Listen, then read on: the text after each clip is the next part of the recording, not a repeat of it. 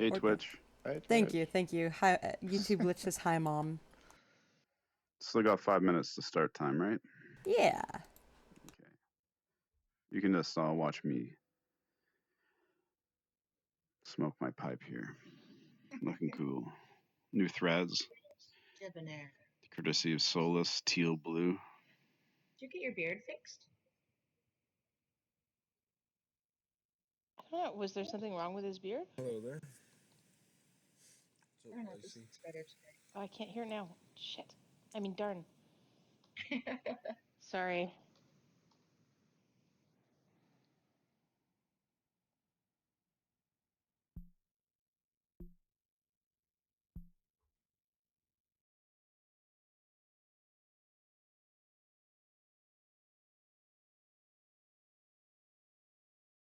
Awesome, awesome.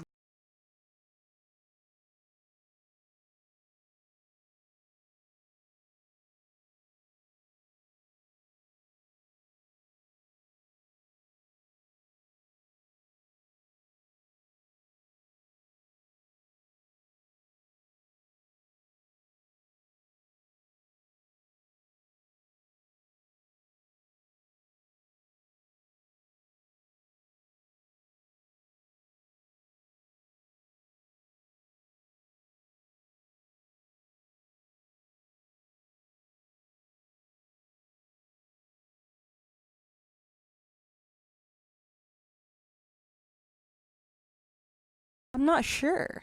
Oh, hi, Torley.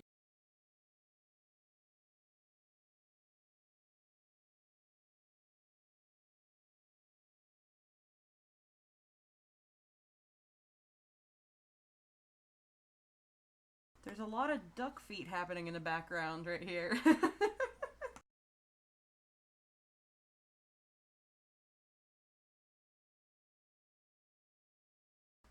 Torley's got some duck feet on. Duck has some duck feet on. It's all the new rage.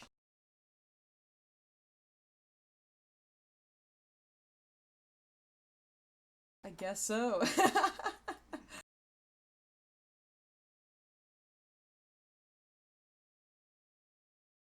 Quack. That's a great word.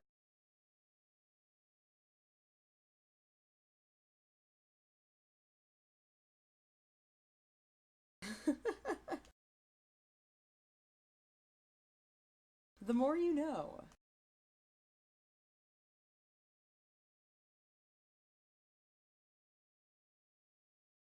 Oh goodness. Is this part? Oh, why not?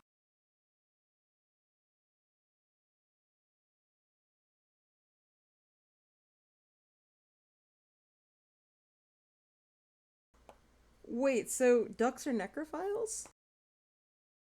Oh my gosh.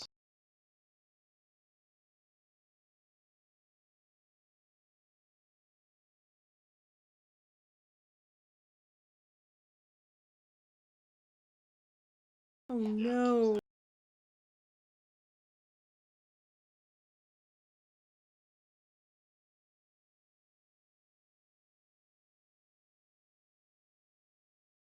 Oh no, poor duck.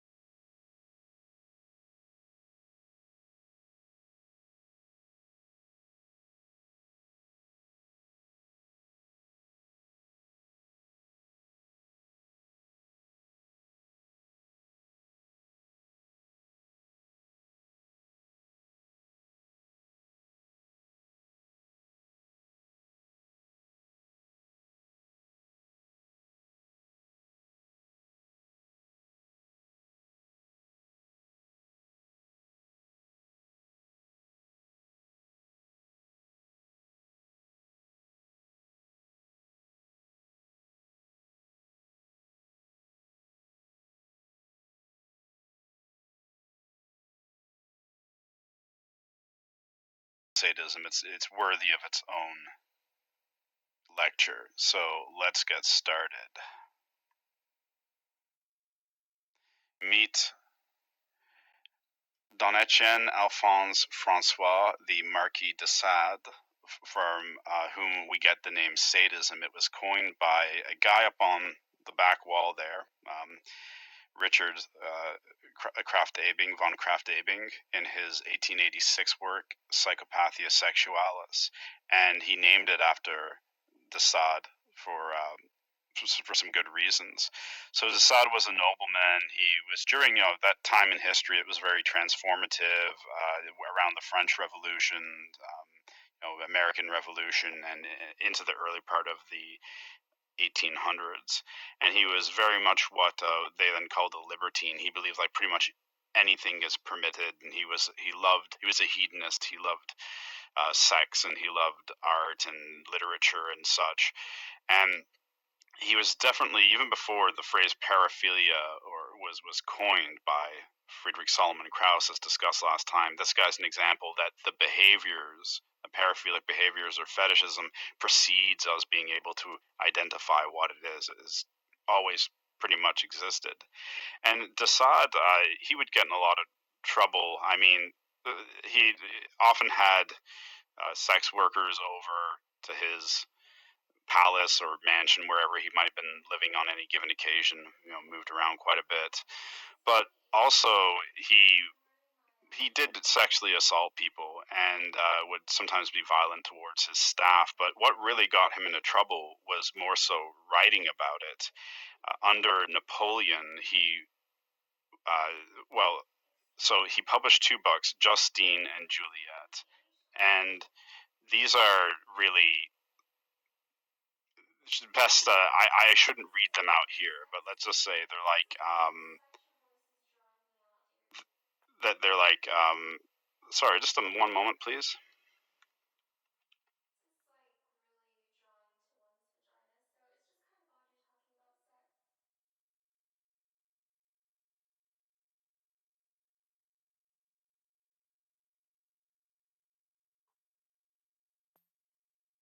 Oh no, de Sade got him. No.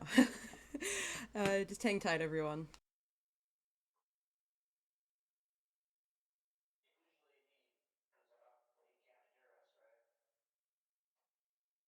No, he shouldn't be able to hear us, just we could hear it.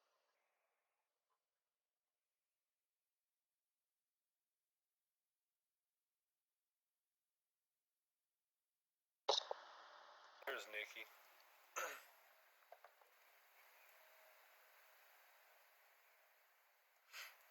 Well, he has to turn it off. I think he forgot to. This is really Aha. cool. Yeah, sorry, I heard someone talking. I thought it was in my place. It was distracting me. So yeah, he wrote Justine and Juliet, and these are novels. They describe basically the sexual torture and rape and death of people in great detail. And for this reason, he sort of landed himself on Napoleon's blacklist. And Napoleon put out, they were published anonymously, of course. And Napoleon in 1801 he put out an order for the arrest of whoever wrote these books, Juliet and Justine. And it turned out it was the Marquis de Sade. And he spent about 32 years of his life in prison for various things, but this really did him in. And he became infamous for this. So you read these tales; they're all about like the slowly murdering servant girls, or that kind of thing, and the exquisiteness of pain and death and being tied up, bound together. So this is where we get the term sadism from. Once again, coined by Krafft-Ebing. I should also point out before I forget, Krafft-Ebing in 1886 also coined the term masochism, which is also what we're going to talk about today. And that comes from Leopold von Sade-Masoch. Leopold von Sade-Masoch was an Austrian nobleman, and he was like the Marquis de Sade, except rather than writing about inflicting pain or witnessing pain or murdering other people in this sexual manner, he made himself the person upon who humiliation and pain was enacted. So if sadism is the person who does the violence, the masoch and is and sexually aroused by it, then masochism is the person who is aroused by having violence and humiliation done to them. Although it's not quite so clear. Let's just unpack it a bit. Okay, so right now, the current definition from the DSM-5 of sexual sadism disorder is, in order to diagnose an individual as suffering from sexual sadism, they must, one, derive recurrent and intense sexual arousal from the physical or psychological suffering of another person as manifested by fantasies, urges, or behaviors. So it can just be fantasy, right? It's fantasies, urges, or behaviors over a period of 6 months or longer, and have acted on these sexual urges with a non-consenting emphasis on that person, or the sexual urges or fantasies cause clinically significant distress or impairment in social, occupational, or other important areas of functioning. So what that means is perhaps the person with the sexual sadism disorder, they're not actually hurting other people, they're not violating consent, but they're so preoccupied by fantasies or guilt over the fantasies that it is a disorder to them because it's ruining their lives. And clearly, if they act upon these things, because non-consent is built into the very definition, they're committing a crime, and they usually commit some pretty horrendous crimes. So I think there's a sort of essence of sadism that we have to capture. It's a lot of times misunderstood. Check this out. So when Kraft Abing first talked about sexually sadistic acts, he listed about 8 of them, and now today we have a much more refined concept of it, because before it was mostly just stuff I think is crazy with violence. So he said that lust killers who associate murder with sexual stimulation, including cannibalism, are sadistic. Well, no, not really. Not if it comes from this idea uh, of really watching someone else on getting off on their pain. You can murder someone and you can cannibalize them without actually watching them in pain being the part of it that sexually satisfies you. Necrophiles and corpse mutilators, well, no, that's a dead body. A dead body can't react. The reaction is a big part of sexual sadism. So you often hear people called necro-sadists, people who are sexually aroused by cutting up corpses, and that term is just wrong in itself. I use necromutilophile, somebody who gets off on cutting up corpses, or necrophiles for someone who just has, like, say, this is a weird paradigm, but straight sex with a corpse. You can't be sadistic to something that can't react. So, no. Non-lethal wounders of females, well, no, not necessarily, because we don't know what the motivation is. If the motivation is to see them in pain or humiliated or fearful, then yes, but we can't say just based on that that's sadism, so no. Same with those who sexually assault females, not necessarily. There are rapists who are not sexual sadists. Those who commit acts of symbolic sadism, such as snipping off pieces of women's hair, well, no. What do you mean symbolic acts of sadism? Once again, if this is to humiliate her or something, then fine. But it could be that the person's a trichophile, which we talked about last lecture, and they're actually sexually aroused by hair itself. Zoo sadism. Okay, this is hurting animals. Well, that's its own paraphilia now. Zoosadism is like a sort of subtype of sexual sadism, so no. And those who do not fit into the aforementioned categories, so somebody who flagellates male children, well, once again, you don't know his motivation, so no. But sadistic fantasizers, as we covered before, if you have fantasies of seeing another person in pain, humiliation, and degradation, even if you don't act on those fantasies, that's pretty much one of the only things from Kraft Abing's original typology that was that still endures. I actually interviewed a serial killer who I suspected was a psychopathic sexual sadist earlier this year, and he killed 3 women in the Pacific Northwest in the 90s. I'm not going to identify him because I still write to him, and I want to keep most of our correspondence pretty personal, but I did I was looking to see if what that sexual sadism impulse was in him. Here's what he had to say. You remember strangling her? Yeah. And I mean, what are you thinking? Like, are you watching her? Are you getting something out of it, man? Man, you know, killing to me always been killing. So, I don't know, it's a thrill for the eyes. Right. Thrill for the eyes. There you go. Now, when you say a thrill, are we talking about like an exciting, like just some adrenaline, or That's what it was. or a little bit of sex on top? I'm just curious. It's thrill for the eyes, man. I don't know. Like to watch the eyes change. There you go. Yeah. Well, to watch the life go out. There you go. I get it. Eyes is death, man. It's just death. Eyes is death. It's a sexual. It's like a sexual. When I pop pistol, I used to mass just come right out. Yeah. Just a killing, man. It's just honestly killing when you think about it, bro. Just to be clear, again, what did you feel? Well, what I feel is just like when you having sex with a lady. Yeah. So a sexual thing. Yeah. Okay. I ain't see no damn life. I ain't seen nothing come out of that. It was just that adrenaline and that rush. The rush, yeah. But you're looking them in the eyes. What you're doing. Yeah. Yeah. And the eyes, they're changing. Yeah. But hold on. They get swell. They get bigger. Okay, sorry to put that video of me that had absolutely nothing to do with it, but YouTube makes me have a video of myself. So I was like, I'll just put one of myself because I didn't want to show you the offender. But you heard it from his own mouth there. It's sexual.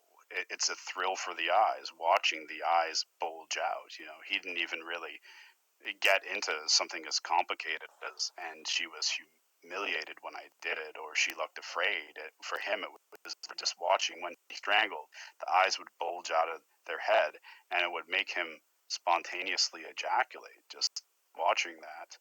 So you have an example right there of one that I've met, and it's a number of serial killers have this disorder. So it's this idea of, you know, sometimes it's hearing too, right?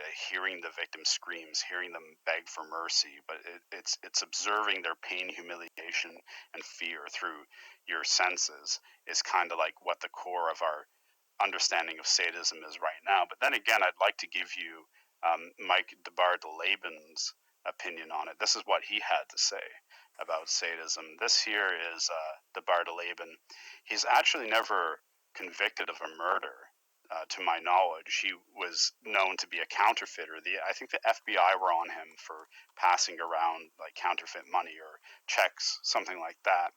But then when they found him, they uncovered all of these audio tapes he had of people screaming in pain, and they linked him to some murders. But I don't think they were ever able to really prosecute him. But he did admit, you know, basically that he was a sexual sadist, and this is what he had to say about it. He said that the wish to inflict pain on others is not the essence of sadism. So once more, the wish to inflict pain on others is not the essence of sadism.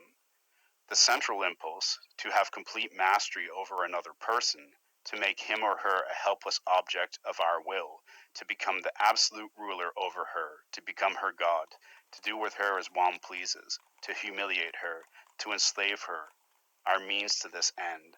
And the most radical aim is to make her suffer, since there is no greater power over another person than that of inflicting pain on her, to force her to undergo suffering without her being able to defend herself.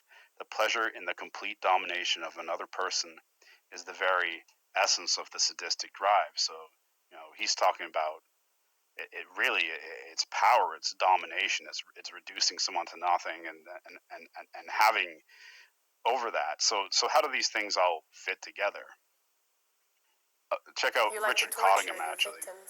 I enjoyed it. It was a game. It's scary to a girl to have something done like that, to be so close to a knife, so to speak, pressed against you. The situations that I was seeking were more of a power trip. The power of holding someone's fate in your hand is a very powerful aphrodisiac. The adrenaline rush is like nothing. I mean, you're in complete control of somebody's destiny. Okay, yeah, so this, I like to watch through the eyes thing. That's what the guy I talked to was really emphasizing. He didn't talk so much about power. It's a thrill for the eyes, and of course in the DSM they express that it's very much more about sensory, watching the pain, humiliation, fear. But then you have the actual some other perpetrators stressing no, it's about the control. So I actually see sadism as kind of a cycle. It begins with the infliction of negative stimulus, and that's why I think so many people believe that sadism is about causing pain, just about being violent, because you need to do something negative. You need to, whether it's punching someone or kicking them or whipping them or sexually assaulting them or even just terrifying them with your words, you need that to get the ball moving. But in that necessary step, like that forces the victim to react. And if the victim reacts in a way that they show that they're in pain, or they show they're humiliated, or they show they're scared, or any combination of the three, then that is sexually arousing to the sexual sadist. And it also plays into what Mike de Bartolabin and Richard Cottingham were talking about. There is this feeling of like self-enhancement, not just only that the enhancement of feeling sexually gratified, but having a sense of power, and the other person does not have that. And so you can imagine that that's really addictive, and you don't want to just have that for a moment. You want to do it again. So what does that lead you?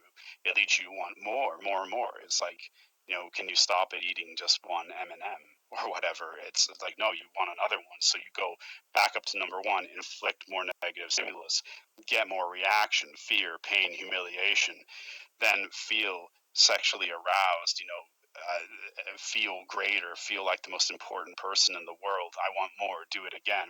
And then you can actually think of this cycle here, Mellor's sexually sadistic cycle, as burning at different speeds with different offenders. So you might have one offender who will go up to someone and cut them, and then stand back and watch them scream and scream and scream for minutes, and just relish this feeling of having control over them, and the accompanying sexual arousal, and then a minute later come and cut them again. And so it moves at a slower rate, and it can happen over a period of hours or days or weeks. We're going to look at the difference. And then you're going to have somebody who's a very different type of sadist, where they're going to want this cycle to spin really quickly. So if you think of somebody that grabs someone by the neck, okay, there's your step one, infliction of negative stimuli. Then they're choking, and they're looking in the victim's face, kind of like the guy I interviewed. They're getting the reaction. They're getting that feeling of being self-enhanced, but the wheels are spinning this quick because they're never stopping choking. The victim's never stopping reacting, and they are never stopping feeling sexually gratified, or this sense of self-enhancement. So that's basically the idea of sexual sadism, but it can run at different speeds, and that's going to be very important to our discussion here today. One thing that I should say is, a lot of time people will say like S&M or BDSM, or oh yeah, I'm into sexual sadism, when they're not. Okay, because if you go back to that original definition that came out of the DSM-5, where we diagnose people with sexual sadism, it stressed non-consenting. That was a necessary part of the criteria. So people who are engaged in BDSM culture, it can kind of simulate sexual sadism. You could say it's almost like a role playing of sadism, because there is consent involved in it. Oftentimes there will be a safety word. So you have somebody who wants to be the top, or the dominant, or whatever you want to call them, and someone who is the bottom or the submissive, and they're playing out roles. And if it gets too much for the submissive, they can say the safe word. And then if the top or dominant is indeed a part of BDSM culture and it's not a sexual sadist, they will respect that, and they'll be like, that's going too far, and that's the agreement they have not to cross that line. So it would not be accurate to say that a sexual sadist is somebody who practices BDSM. Although there could be, I do know of sexual sadists who have used the ruse of BDSM to get people into a position where they're secured or tied up and helpless, and then by the time the person who is the bottom realizes that they're not playing by the rules, they're already helpless.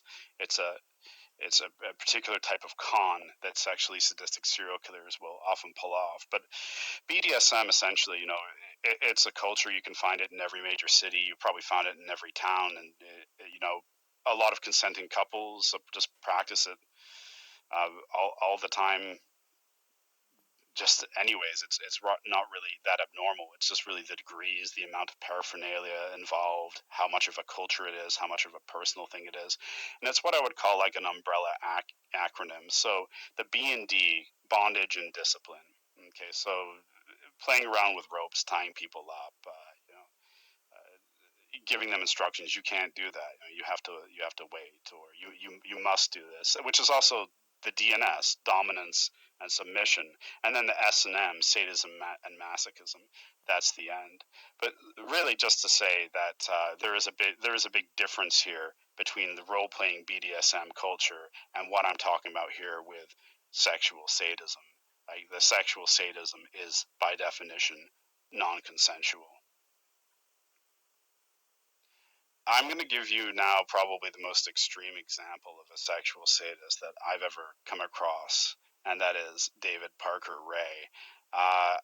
This guy is probably the scariest person I've ever heard about, and it's amazing to me that his name hasn't popped up among like Ted Bundy's, John Wayne Gacy, Jeffrey Dahmer. Those are sort of, for lack of a better term, household names, but I think David Parker Ray is much scarier, and it's very interesting story too. I think it maybe just happened a little too late because it was 1999 when they finally caught him. He had been offending since the 50s, so he had been committing violent sexual crimes for a period of like 40 years or more, and he would have started when he was a teenager. He grew up in New Mexico, Arizona, sort of in the desert, and he worked at, he was very good mechanically, and he had a job as a park ranger, where he would go out, I guess, into, canyons and such. So they think that he might have, because they never found any of the bodies. He almost certainly killed people, but they never found one single body. They just had videotape evidence which showed people dying on it, but they never actually got the bodies, and they think that he used his job as a park ranger to go and put them down old abandoned mine shafts, or because he knew the land so well that he knew all the nooks and crannies to hide them in. But he's suspected of killing maybe like 60 women. The interesting thing about David Parker Ray too is that, and this is true of many sexual sadists, he didn't need to kill his victims. In fact, we know of more victims that he let go than he actually murdered. That's because he didn't obtain gratification from killing them. That's not what sexual sadism is, if you remember. It's about inflicting that negative stimulus, getting the response, and feeling aroused and greater, and then wanting to do it again. And David Parker Ray, he would abduct women, often sex workers off the streets of Albuquerque, New Mexico. He'd even worked with his daughter. His daughter was in on it. His daughter would go and meet women. She was a lesbian. She would meet women at bars around the area of Elephant Butte Lake where David Parker Ray lived, and she would bring them back to the house and then give them to her dad. And he had at least one other male accomplice and a female accomplice working with him. So he had like 4 people. This is a really manipulative, sinister, in control psychopath that's operating over 40 years. And what he would do is he would bring them in, and he would usually deprive them of their senses, put a bag over their head. They might be naked. They'd definitely be bound. And at some point, he'd play an audio tape for them.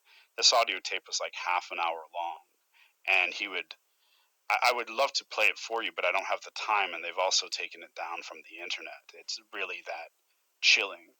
But it basically starts with something along the lines of, "Hello there, bitch. you think you're gonna get out of this situation, well, think again. Here's all the things I'm about to do to you.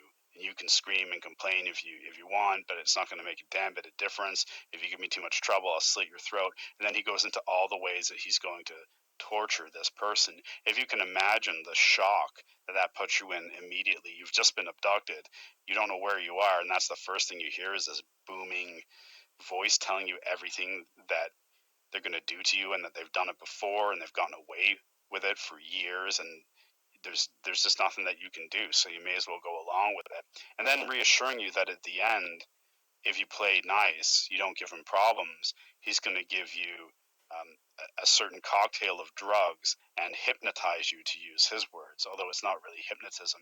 It's really drugs that blank your memory. And then he'll just let you out on a desert road. You're going to be injured all over, but he doesn't care. It's not about the killing. It's about him getting as much sexual gratification from causing pain, humiliation, and fear in his victims. And he would keep some of them for months. And let me show you where the worst place on his property was. So right here you get an overview of his property. There's the main house there, but then behind the house you see that little trailer there. That's what he called the toy box. Okay, there you go. There is an x-ray view of the inside of the toy box. He spent over $100,000 on the components of the inside of the toy box. As you can see, even just looking at the outline of them, it's not a pretty place. He had a coffin that he would put them in. That would play on claustrophobia too. Like most of us, even if we're not claustrophobic, we don't like to be confined into that close of a space for any period of time.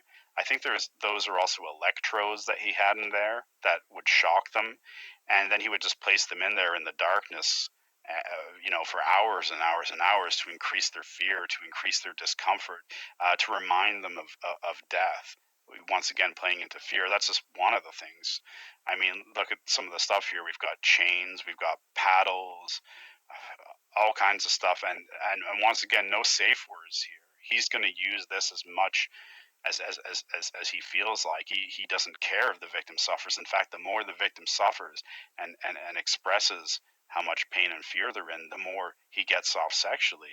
He could be in a state of sexual arousal for hours and hours and hours doing this sort of thing.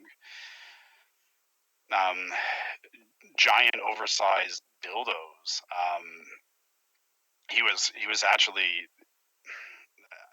I don't know how seriously he took this, but they found a video of him in kind of like a black satanic priest costume, inserting a massive dildo into a woman and chanting, "The devil fucks, the devil fucks, the devil fucks."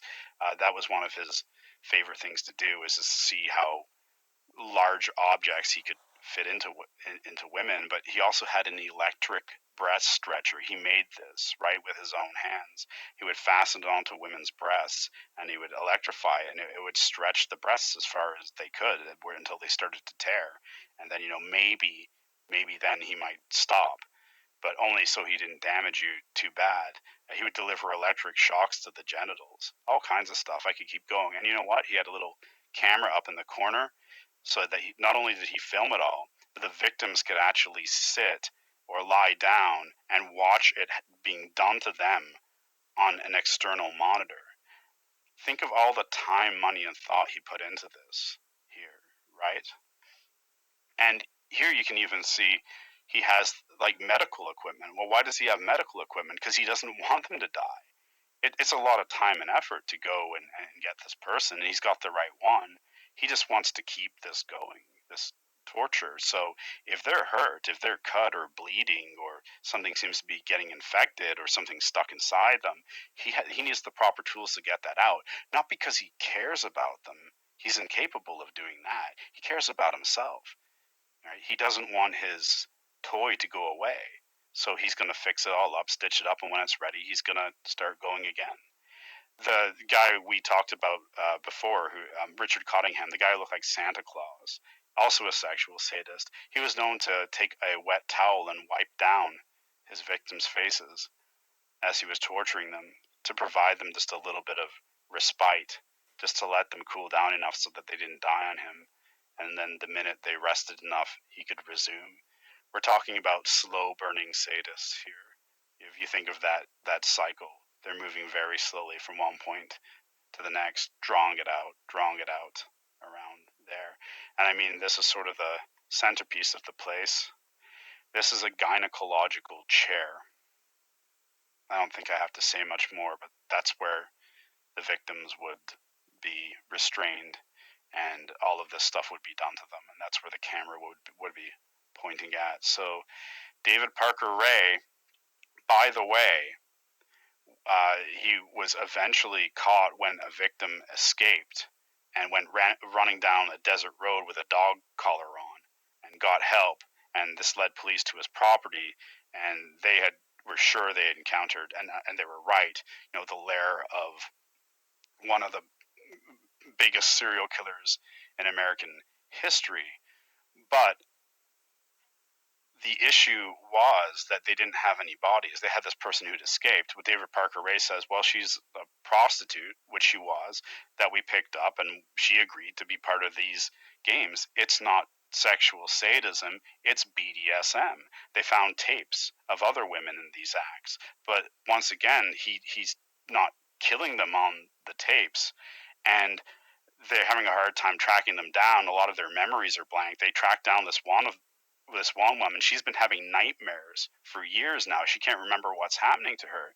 And when they tell her about this, and they show her that they've identified her by this tattoo on her leg in the video, which they link back to her, it starts to come back to her. Yeah, wait, hold on. These are the bad dreams that I've been having. Yeah, I was taken and I was tortured. Right, geez, how long was I there? And they go to trial, and these women testify, and obviously they're scared to death. This is a harrowing, terrible thing to go through. And in the first trial of David Parker Ray, the jury finds him not guilty. They buy into him saying it's just a BDSM thing. He's like, look, I understand it's weird. Some of you guys might not get it, but just do some research into it. It's part of the subculture. Well, he never even used the BDSM trick, as in, like, that's not how he got his victims. He always, conned them and then grabbed them and tied them up, sort of thing. But he was able to use BDSM culture as a cover in his first trial to get away with this. Fortunately, there was, I'll just skip to it. There was another trial, and in that one, he was found guilty. He was in jail for less than a year, I think, before he died of a heart attack. So I always like to say, if anyone ever had the devil's blessing, it was probably David Parker Ray. So that's probably the worst sexual sadist that I've ever encountered, and now you know about him too. This was something that he had on his wall, just a list of instructions to remind himself to, don't fall for their tricks, almost like learning from past experiences. So a woman's going to kick, scratch you, offer money, bite you, yell, beg, scream, run, offer you sex, threaten you, lie to you, wait for an opportunity to escape. Always keep this in mind. And it's not just that he's reminding himself. As I said, he had accomplices, so he's probably training them in the way to best do this, right? Standard excuses and sob stories. I'm menstruating, I'm pregnant, I have a venereal disease, AIDS, I'm sick, my kids are with a babysitter, I've got to work, my baby's sick, my parents sick, I'm claustrophobic, I can't stand it in here. I'll be missed by my husband, my friends. I have a bad heart. I'm missing my classes. He's just reminding himself and the people that are working with him. They say this stuff all the time. Don't fall for it. Don't have any sympathy. Just this is what they do. It's standard. Look, it's up on the sheet. And then this little reminder next, which is basically.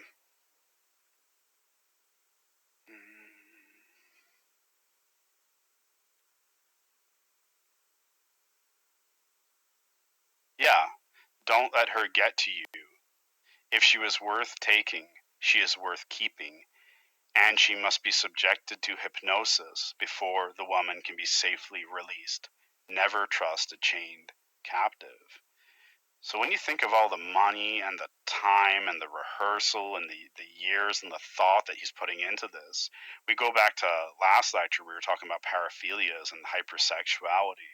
This really is this guy's life. This is his whole internal world. This is his whole point of existing, is to realize these sexually sadistic fantasies, and the job he has, that's all in service of that too. And the way he acts in the community, that he was actually considered kind of a charming old cowboy, a gentleman, right? Just all a cover. That's all it was.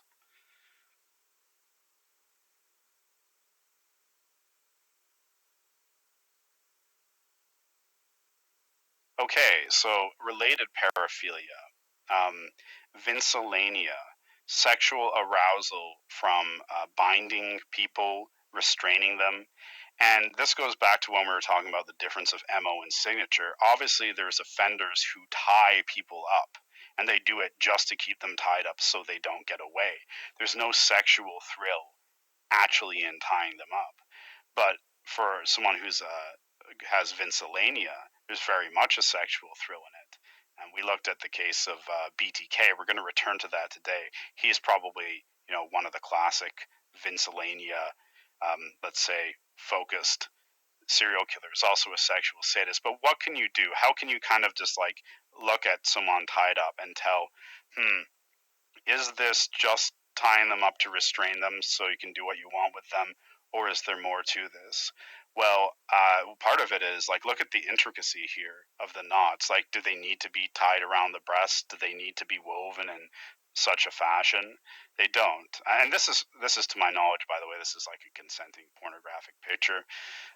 But it's just to display to you that rather than just being done for practicality, it has an aesthetic to it. It has almost like a ritual to it. And so if you see that at a crime scene, you know that actually binding up the victim was part of the signature. It's part of the motive that the person has vincelania. That's like the number one way. They can actually fetishize the rope itself in some instances.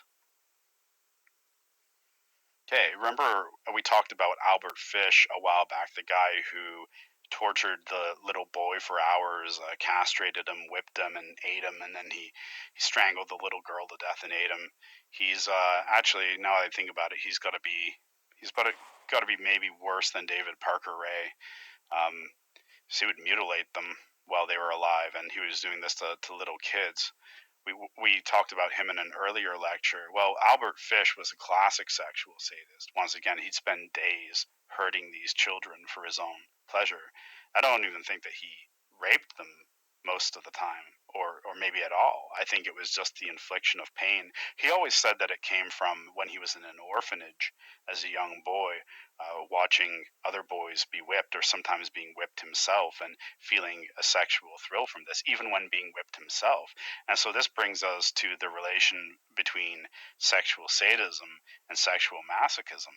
Albert Fish, he had about 24 different fetishes and paraphilia, but the interesting thing about him is that when they threatened him with punishment, they said, we're going to send you to the electric chair. He got happy. He was like, oh, that's going to be great. That'll be the greatest thrill, to be electrocuted and like right out of the world in that way. And he had one quote: "If only pain wasn't so painful," meaning that he believed in hurting himself to punish himself, but it also sexually aroused him. There was all this weird religious stuff intertwined with this.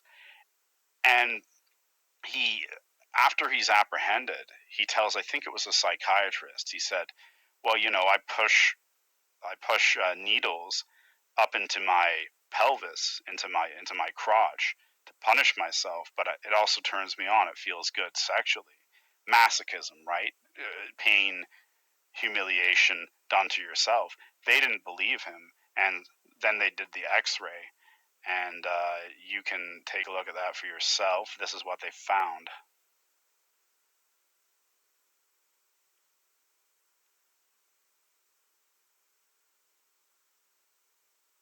There you go.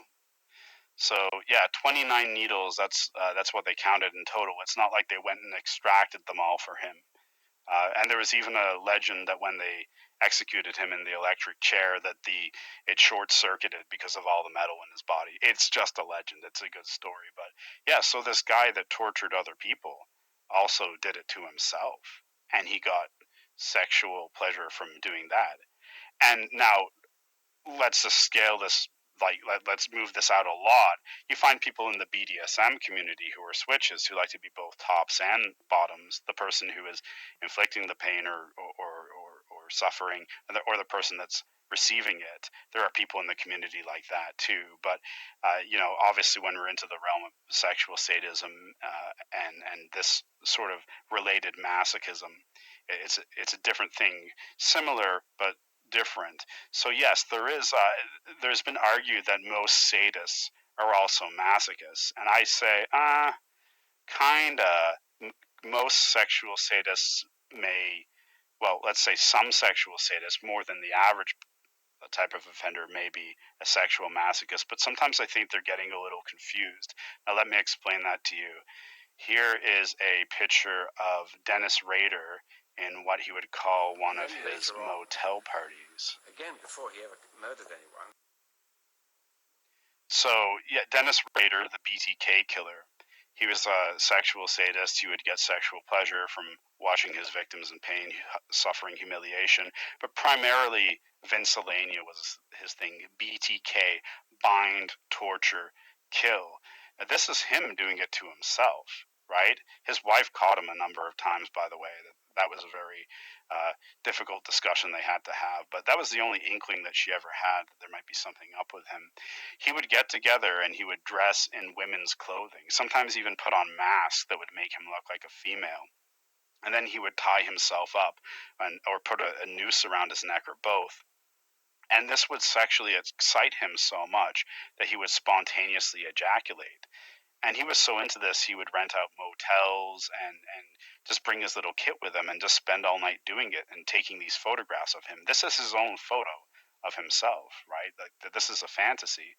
And so could you just say, is it as simple as, well, he's a sadist, so a lot of sadists are also masochists? Well, no, not quite that simple. I would argue in this case, what Rader is doing is he's taking on the role of the victim in his fantasies. So he's saying that, so he's thinking to himself, okay, I want to fantasize about what it would be like for this person to be tied up, and for my victims to be bound and restrained and helpless. And the best way to do that is to dress like them and do it to myself. But it's not that he's getting pleasure from doing pain to himself. He's getting pleasure from the thought of being his victims, and that this is what he will experience. So in some ways it's more complicated. Now, if you don't buy that, we're going to deviate for just a moment. I'm going to have a video of a necrophilic offender talking about how he made himself up to look like a corpse for those same reasons. So just check this out. They do this. And then later on, again, before he ever murdered anyone, he would make himself up to look like a corpse. And then later on, again, before he ever murdered anyone, he would make himself up to look like a corpse and lie on the bed with the mirror propped beside him so he could see the image of death in the mirror. The making myself look dead was nothing to do with death itself. It was making myself look as different from me as it was possible to imagine, so that I could really be convincing as being somebody else. Making myself look as different from me as possible so I could really be convincing to be someone else, so the corpse of someone else. So a necrophile will pretend to be the corpse of one of his victims. Surely we can also bring this interpretation to Dennis Rader and his acts. And we come back here to, I mentioned this in a previous lecture, this is my thematic derivative model of sexual progression. And I said the only time that you can see what's going on in the fantasy life is when it becomes play or surrogate enactment. Well, this sort of what Rader was doing and what Nilsson was doing, I would put that under play, a kind of autoerotic role play where they're taking on the role of their victim in the fantasies. And so that's where we see it manifest. So had his wife have known about, say, my model here and been a little more scrutinous and suspicious of her husband's behavior, she might have thought, you know, that BTK killer we have who talks about liking to tie people up, maybe that's my husband. That's the only times that you really get to see it, when the fantasies manifest in these sort of these trial runs, these autoerotic endeavors. BTK mailed this right here. This is another. So I talked about play, you know, his autoerotic games, but I also talked about surrogate enactment. So BTK would have these little dolls, and look, he tied them up. Remember I was talking to you about the intricacy of the knotting? He even knotted it up on the little doll. Right? To have that doll secured, you don't need to tie her that intricately. In fact, you don't need to at all. It's a doll. But this is what I'm getting at with the Vincelania. He has a very ornate type of binding, and he's using it on a surrogate non-human object at this level. And this actually represents one of his victims. I think she was a 12-year-old girl who he hung from a drain pipe after tying her up like that. And he sent this to, it was either the police or the media. Here's another one. Right, different victim, hands still bound behind the back, and if you can see up in the top left corner there, there's a bit of plastic. That would be a little plastic bag that he would put over her head, because he did that to some of his victims. He put a plastic bag over their head and suffocated them in that way. So, but we can see these fantasies manifest tangibly before murder or in between murders through this autoerotic role play or through the acting out of things on surrogate objects. So you can imagine if there was a ripper or someone who had fantasies of stabbing someone, they might have a doll, but rather than tying it up, they might have a bunch of stab wounds in it or little needles. I know of one guy that his whole thing was mutilating women's bodies, and before he was doing that, he would break into their houses and he'd take out their clothes, he'd lay their clothes out, and he'd slash up their clothes. Almost like that represented a part of them. But moving on, it's been argued that a lot of this, there's sort of like a boom of serial killers starting in the mid 60s, the 70s, and 80s, and then starting to ebb in the 90s. Fortunately, the rates are declining. Mass murders going up, but serial killing going down, believe it or not, despite our interest in it. And it's been argued that what happened was you had a generation of boys who didn't have access to something as rudimentary as Playboy, you know, what you would call very vanilla, but obviously sex stuff. But you did have on the shelves of bookstores or pharmacies or convenience stores all over America these detective magazines where they're getting to see attractive women in various states of undress, and you know they're gagged and they're tied up and they're looking fearful. So it's like we can't be having any of this. We can't be having any so-called regular sexuality. You know, we don't want to turn kids into perverts. That's indecent. But you know, hey, if it's a sex murderer doing it, then it's okay, right? So you can just put that right next to the coloring books. And so this is where young boys interested in women, this is where they'd go to get something to look at that could turn them on. Well, you don't want that first formational thing to be a woman tied up with a gag on looking in distress. And it's not just this one. There's hundreds of these. This was like a whole genre of magazines. So it's been argued that this may have resulted in kind of the development of of more sexual sadism, or a kind of the idea of being a murderer and an abductor being alluring to these people developing in culture at that time, and that's why there was a boom in them. And now that we don't have magazines like this, at least not easy to get on the shelves, and we have access to more softcore porn, that might be a part of it. Surely not all of it, but that may play some part in it. And actually, there's a sexual sadist and Vincelania serial murderer called Harvey Murray Glatman, and his ruse was to get women to come in to pose to be photographs of models on for these true crime magazines. So he'd be like, "Do you want to be a model? Like, I'll pay you." He'd find them in the want ads, offering their services. Yeah, come over, model for my true crime magazine. And they're all aware of these. Oh yeah, I'd love to be a model. Yeah, of course I'm going to have to tie you up and put a gag in your mouth and you're going to look scared. Okay, well, these women agree to do that.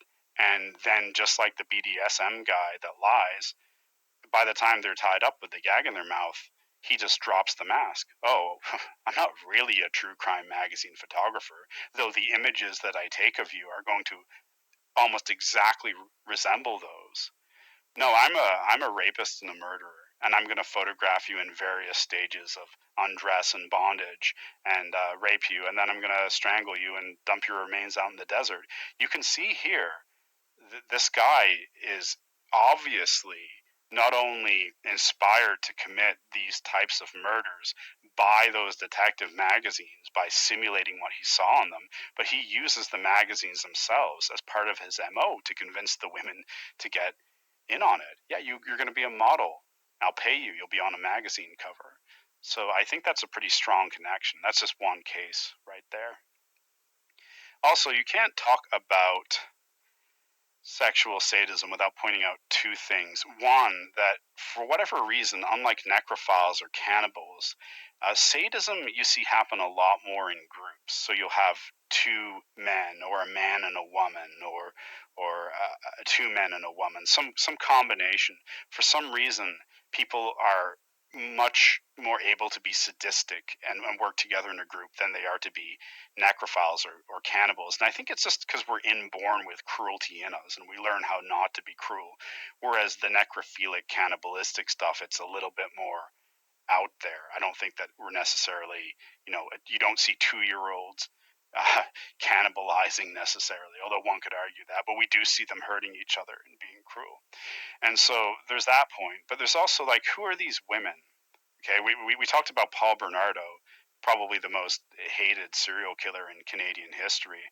I talked about how he had committed 36 really sadistic, brutal rapes, how he had killed at least 3 girls. He kept them for days, raping and torturing them.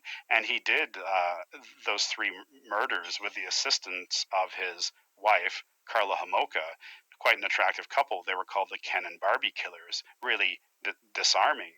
So we know that Paul Bernardo is a sexually sadistic psychopath. That's easy to understand. We knew that before we caught him. We could tell that by looking at the contents of his rapes. During his rapes, he would cut women and beat them unnecessarily. The order of the sexual acts, he would structure the order of the acts to be most degrading. So moving from, say, anal intercourse to oral intercourse, just to humiliate them, he would call them bitch, slut, all kinds of terrible names, shove leaves and dirt down them. We knew he was a sexual sadist before we caught him. But what's her deal, right? She's out now. She's been out for a very long time. Much to the chagrin of the Canadian public. But she hasn't reoffended, nor do I expect her to, not in that way. So what is her deal? Well, it's been argued that there are women, such as Bonnie Parker, who hooked up with Clyde Barrow, who have something called hybristophilia. And that's a paraphilia where they're sexually attracted to violent men. It's never men who do violence to them, but it's men who do violence to other people. And so hybristophilia is kind of a complementary paraphilia that could go along with sexual sadism, and maybe that's what Carla has, right? And so because she herself is not sexually sadistic, hasn't acted out since being released, but if put in the wrong company, those urges could very well reawaken. Okay, we talked about this last time, picarism, noting it's not just overkill. It's not just being stabbed a bunch of times. All the stab wounds are clustered around the same area, and they're shallow, right? They're little stabs. It's this little needling motion like this. And I argued to you that, well, this is the work of the Claremont killer, Cleophas Prince Jr. in San Diego, killed 6 women. Jack the Ripper started off like this, the Yorkshire Ripper, Peter Sutcliffe, Andrei Chikatilo, the Rostov Ripper. The interesting thing about this is it crosses all kinds of cultural boundaries. I just mentioned the USA, the UK, and the USSR all in one breath there without even thinking about it. But because picarism occurs, before death, typically, it can often be a component of sexual sadism, the same way that, say, strangling somebody could be.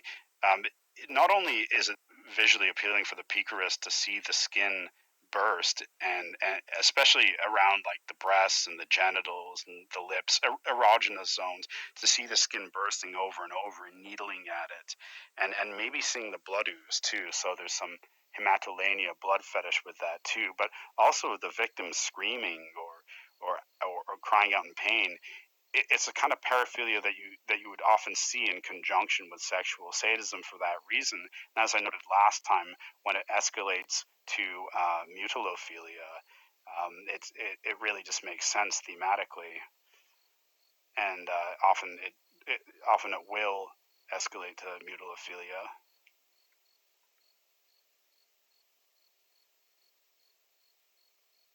I'll just leave it up there for a second. So that's intestines coming out from a gaping gash in the body of one of Andrei Chikatilo, the Rostov Ripper's victims. He started off with the stabbing too, and that's where he ended up. So there's a type of that you'll find these things in conjunction with sexual sadism a lot of the time. They complement them. They don't contradict each other. They work in conjunction, just like the rope, just like the hybristophilia, right?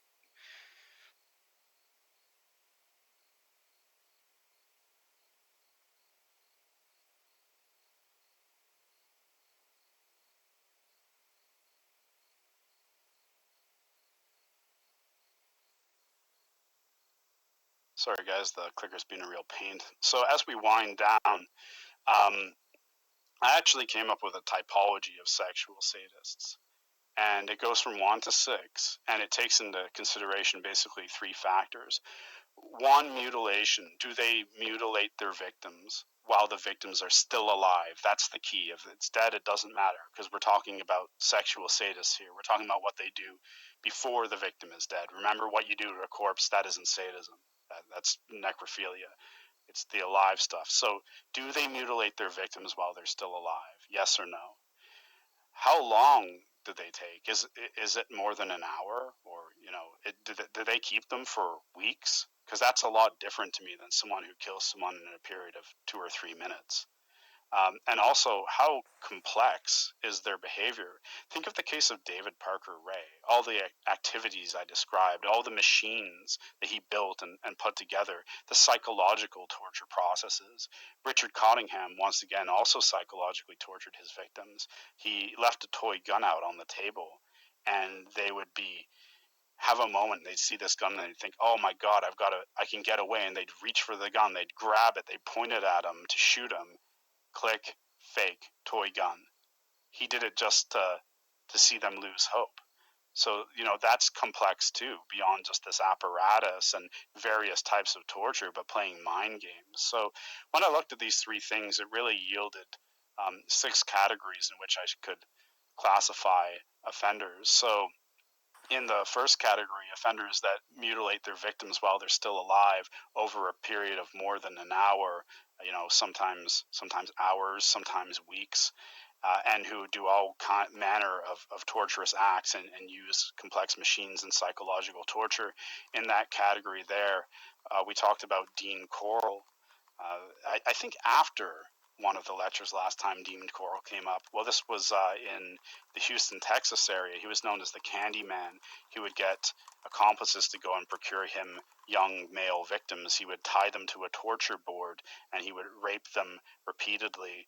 He had little plastic rods that he would insert into their penises. He would then hit the penises, causing the rods to shatter. So literally shards of glass would come up and rip their penises up from the inside out. He would castrate them while they were still alive. And he would do this sometimes for days.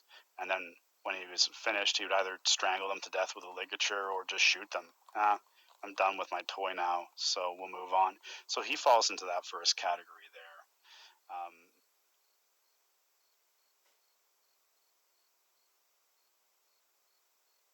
And once again, note that like he had the accomplices, right?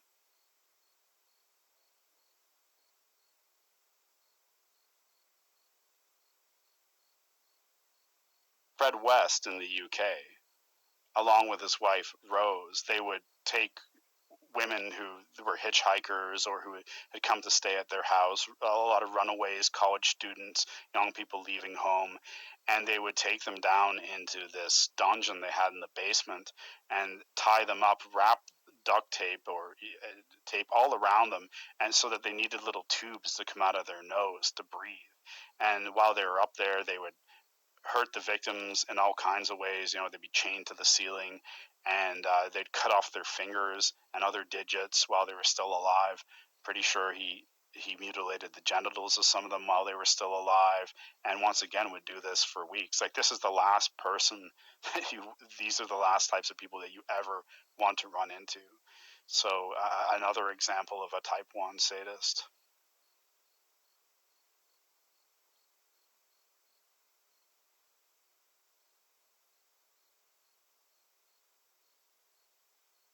Okay, but now we're back to Bernardo. So Bernardo, yes, did he have lots of different ways that he tortured his victims? Yeah, he did. Psychologically, he did the same thing as Cottingham in a way. He put a knife on the floor between himself and this 15-year-old victim, and he'd say, "Here's your chance. Go ahead, pick up the knife, kill me, and you can escape." And the victim would look at the knife, they'd look at their opportunity, and they'd look at him. He's 6 feet tall, trained in judo, athletic young man, and them just knowing that no matter what they do, even that he's given them the chance now, they're not going to win. You know, so that's how he'd mess with their heads. He hurt his victims in all different ways. So a complex sadist, someone who would do it for longer than an hour, days at a time, but he would never mutilate them while they were alive. You know, not once. Maybe cut them a bit, but not chopping parts off them like Fred West and Dean Corll. So he would fall into category 2, as would David Parker Ray, who we've talked about. Despite all those things he did, cutting body parts off them or, you know, intentionally disfiguring them was not one of those things.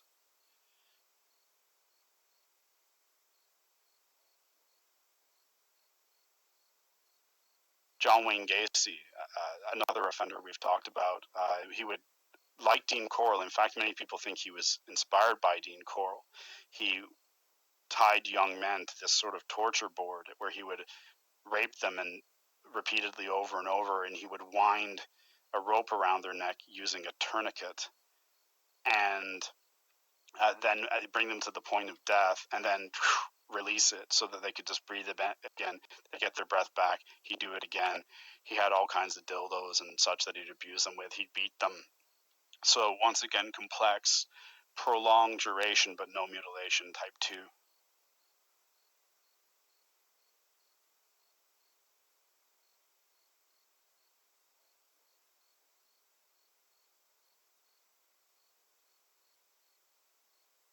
Unlike, I'll give one example of type 3.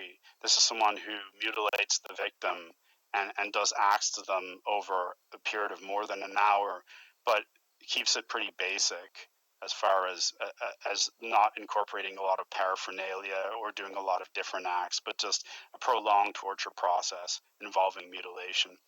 Robin Gecht from the Chicago Rippers crew. Once again, a horrific case. Amazing that more people haven't heard about it. But Robin Gecht essentially, along with his accomplices, they would kidnap women, they would rape them, torture them at a very basic level. But what they would do is they would take piano wire and wrap it around the women's breasts, and they would cut the woman's breast off with this piano wire while they were still alive. And then I think usually strangle them to death afterwards. I won't tell you what they did with the breast. It gets pretty sick. But the point is that's an example of a type 3. A good example of a type 4 is Keith Hunter Jesperson. Keith Hunter Jesperson didn't mutilate his victims, and he wasn't complex. This is essentially what he'd do. He'd just do it over a long period of time. He was a long haul trucker. He would get his victims into the cab of his truck and gain power over them. He was a huge guy, so he could physically, I think he's about 6 foot. Geez, was it 6'7" or something like that? Massive, and so he could overpower them anyways. But I'm pretty sure he tied them up, and then he would just play what he called the death game with them, which he'd strangle them unconscious, and then he'd revive them, and then strangle them unconscious, and then revive them, and just repeat and repeat and repeat until he finally felt like ending it for them. But this could go on for more than an hour. And was he sexually gratified by this? Yeah, I think so. He would rape them during or in between. So he would be a type 4 sexual sadist. No mutilation, not very complex, but certainly prolonged it and certainly got off on hurting them.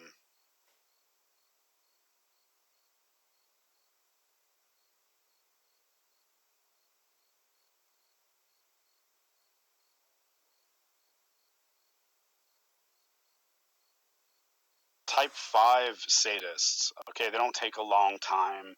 What they do isn't complicated, but they do mutilate their victims. Well, these are your classic ripper types that I've talked about so much in the past couple days. Peter Sutcliffe, the Yorkshire Ripper, in the late 70s, early 80s in England, is a classic example of this. He would be sexually aroused. He would masturbate while stabbing women and cutting them open, really regardless of whether they were alive or dead. So you could say it was probably more about the mutilation itself, but I think he did get off on their pain, as did another Ripper that we've talked about a lot today and before, and that is the Rostov Ripper, Andrei Chikatilo. Looked at some of his crime scene photos earlier. That's him. Same deal. Started with the picarism, stabbing people. He would orgasm just through stabbing someone, just through picarism. He didn't actually need sometimes to even touch his own penis. Just them screaming and struggling against him would be enough and would cause spontaneous ejaculation. So he's another type 5. He'll mutilate them, cut pieces off them, eat pieces off them, but it's all over and done with fairly quickly, and there's nothing more to it than that. And the final type, as with BTK we saw, they don't do it for really more than an hour, right? They kill their victims fairly quickly. They don't mutilate them while they're alive, and they're not particularly complex. A lot of this group is people that just strangle people to the point of death and then bring them back once or twice, or maybe just strangle them to death, but are sexually aroused while doing it. So if you remember the serial killer that I talked to, that I played the audio for you at the beginning of the lecture, he could be in this category, the type 6 sexual sadist. No mutilation, not prolonged, pretty quick, and at the same time not complicated, just strangling someone to death, watching their eyes bulge out, as watching the fear, watching the pain, and that being enough to get them off. I mean, these were sex crimes. Rader didn't even rape his victims. He just tortured them and tied them up, and then would just masturbate looking at them bound up. Coming back to those detective magazines again, right? I bet you those were an influence. He probably admitted to that himself. Another person that we've talked about during this lecture series who would fall into this group was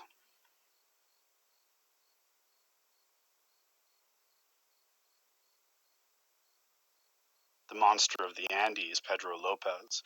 I gave him as an example of, I think it was the first guy I gave you as an example of a serial killer. This is the person who raped and killed over 300 girls. And, he would talk about the pleasure he'd get just from strangling them and looking at them in the face as they died. And I will remind you, his whereabouts are currently unknown. He could be out there wandering around South America doing this right now. He was in prison, but then they let him free due to some pretty lax laws at the time. So let's just hope that someone from a cartel or a family member took him out, or he's since been in prison, because if not, you know for a fact that he will have been doing this elsewhere.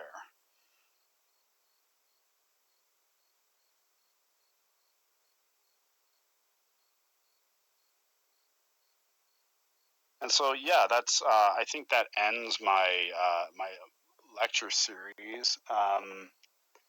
Sorry, as I said, I've been having trouble with the clicker here. So yeah, that was sexual sadism, everyone. Thank you for attending. Let me just cue up my little bow here. Thank you, thank you.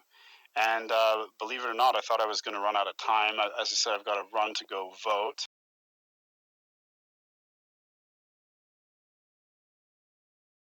Phone.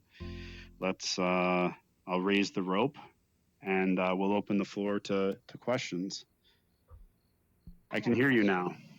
What happened Whoa. to Anyone David Parker typing in Ray's- chat their questions, if somebody could read that out, that would be great.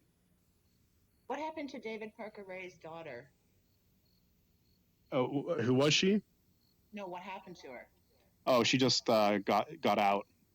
In fact, yeah, she got out years ago. In fact, if you look at the news, type in Cindy Hendy. That was his girlfriend at the time who worked with David Parker Ray, and she was one of the reasons that someone escaped, because she was so neglectful of looking after this captive that, yeah, she's getting out now too. So, and actually Roy Yancey, who also was part of that team, is getting out. So everyone except David Parker Ray, who died, is going to be out pretty soon, which is Yeah, it's terrifying Whoa. Did when you his think daughter about have it. children? Yeah, so not good news. But as far as we know, no other murders associated with that group Did she have children? yet.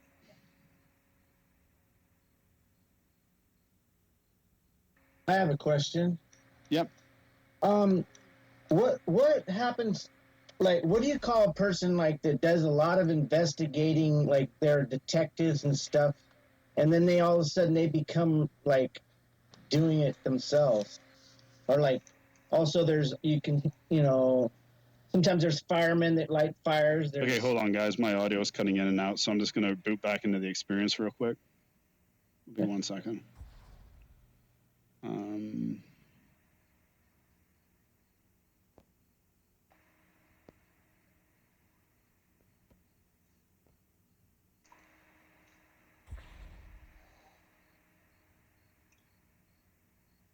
Okay, I guess the event is over.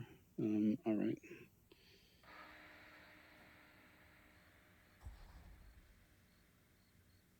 If you want to leave and teleport to me, that could work. Is the audio bad? Yeah, I'm just getting half of what people are saying.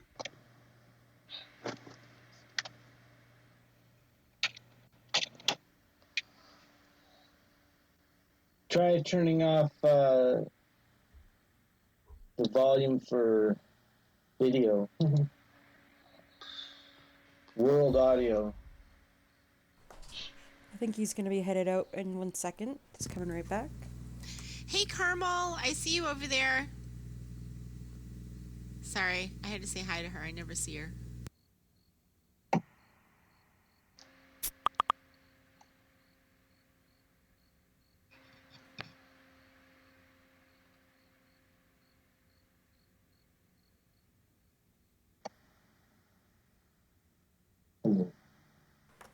Alright, just give it a minute real quick, and she'll be right back.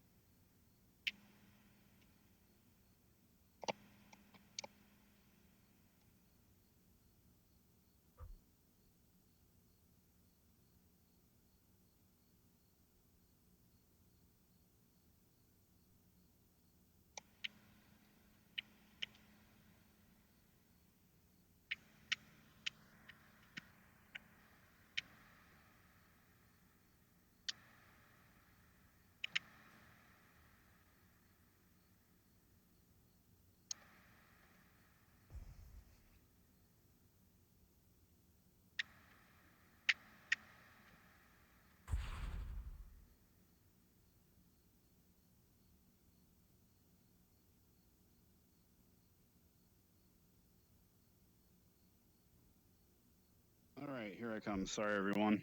Welcome back. It was pretty heavy getting in here, so I think there's a lot of big avatars. So hopefully that's fixed. Let's give it another try. What was that question about?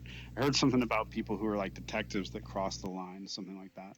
Yeah, and also like firefighters that become they end up lighting fires, or Right. someone like, let's say someone like you, that you've investigated so much, but all of a sudden you become enticed in doing it yourself. What do they call that?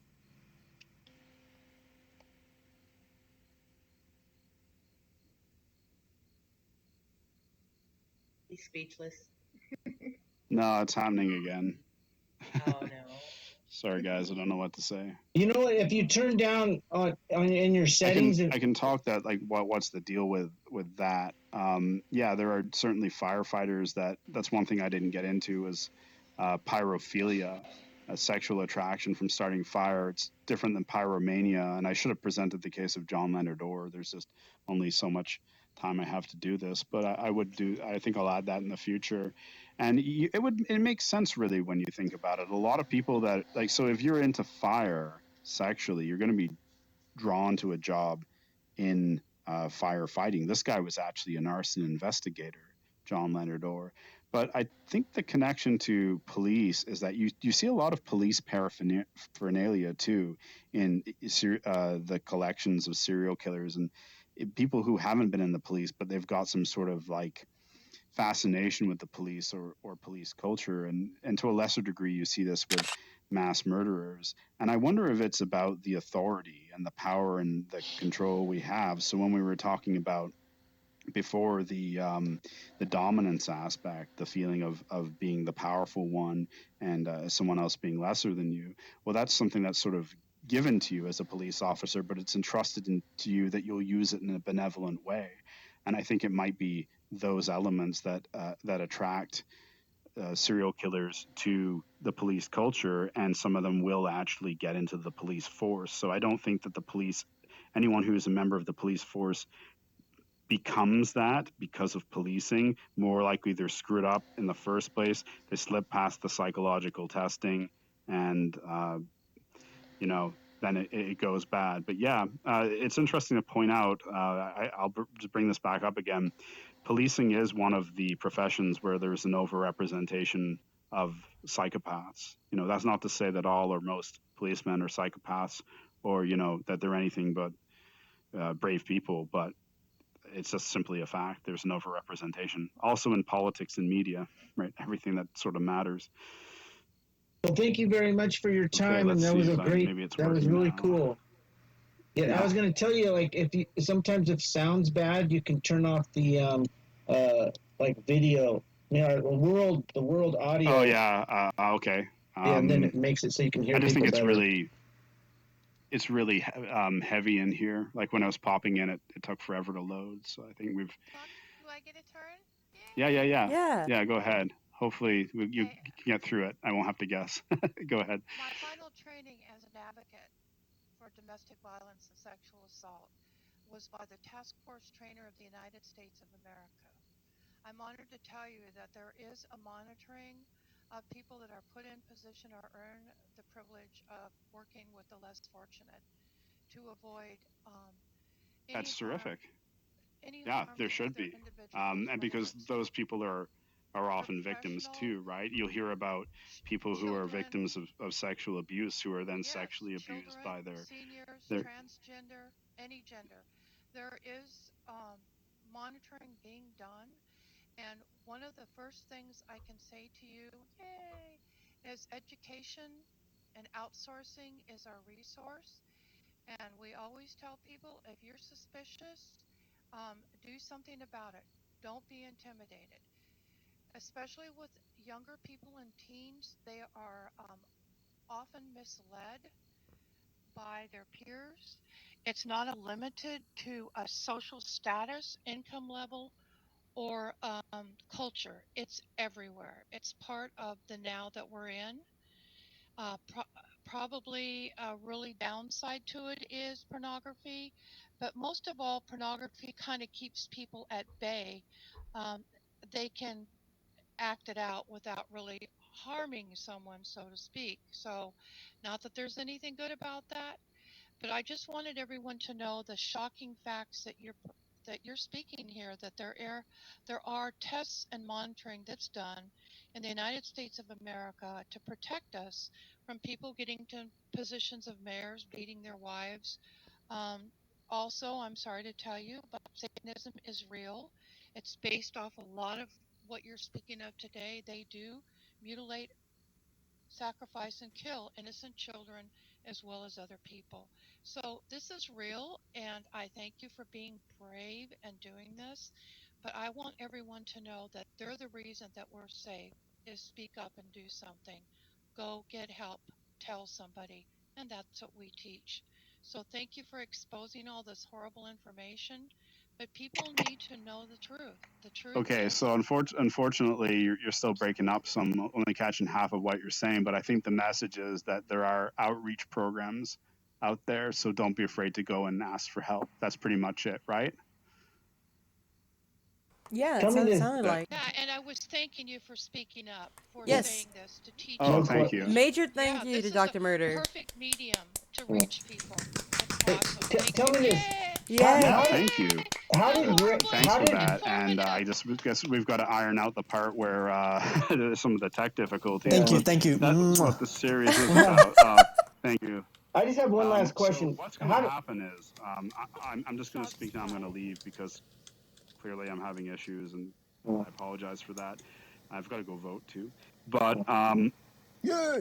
what's going to happen now is, as this is the last of the Murder in VR series, obviously we didn't build this classroom and come up with the idea of this university just to have it for this six. This is the beginning of what I hope is a whole new way of people learning, and you come and learn about things, take classes that you wouldn't normally be able to have in a regular university setting. And I like to think that in many ways we can do it more interesting in here. For instance, we could go on field trips, right? So right, we could go to crime scenes, we could go into prisons. There's all sorts of stuff we want to do. So I'm taking a little break, but beginning in about mid-November, we're going to start building the second iteration of this. Thanks to Disney, Naya, Mad Eye, DNA Elite, Nayusha, all Shabs. for helping me out with this. Solus for the nice threads. And yeah, so that's what we're doing. So if you want to stay in the loop and get news about what's coming on with upcoming courses or lectures or talks, maybe at some point this can even get accredited. What's going to happen is DNA now is going to put a link to a Discord server that you can all join. He's going to put that in the nearby chat, and you can just go to that, read the rules, and for the most part, it's going to be inactive for a little bit, but you want to be in there. And at some point, we'll start posting news about what's coming up. And the next time we do this, it's going to be even better, hopefully. And it will be, yeah, as I said, there'll be field trips that we're working on. So with that, DNA, can you do the honors? Let me know if someone let me know when you Thank guys you have the link. again. I'm gonna say bye on Link we Twitch. posted right now. Thank you everybody for Bye, joining us, Twitch. and